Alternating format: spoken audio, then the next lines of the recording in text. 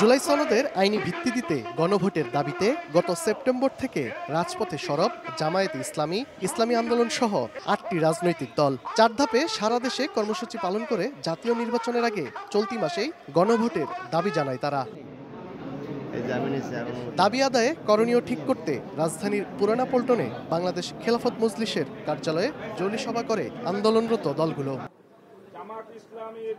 সভা শেষে জামায়াতের নায়েবে আমির সৈয়দ আব্দুল্লাহ মোহাম্মদ তাহের বলেন, জুলাই সনদ বাস্তবায়নে গণভোট ইস্যুতে দলগুলোকে আলোচনা করে সিদ্ধান্ত নিতে উপদেষ্টা পরিষদের আহ্বান ইতিবাচক, তবে সরকারকে রেফারির ভূমিকা পালন করতে হবে। গতকালকেই একটা আলোচনার আহ্বান করেছিলাম দলগুলোর ভিতরে।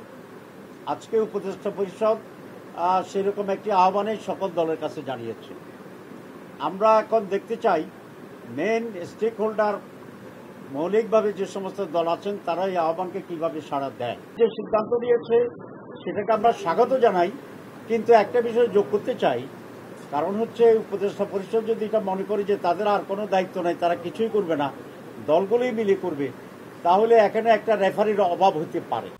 আপনাকেই বলছি, ইন্স্যুরেন্স করলে সিটিতে সুরক্ষা পাবেন নিশ্চিত।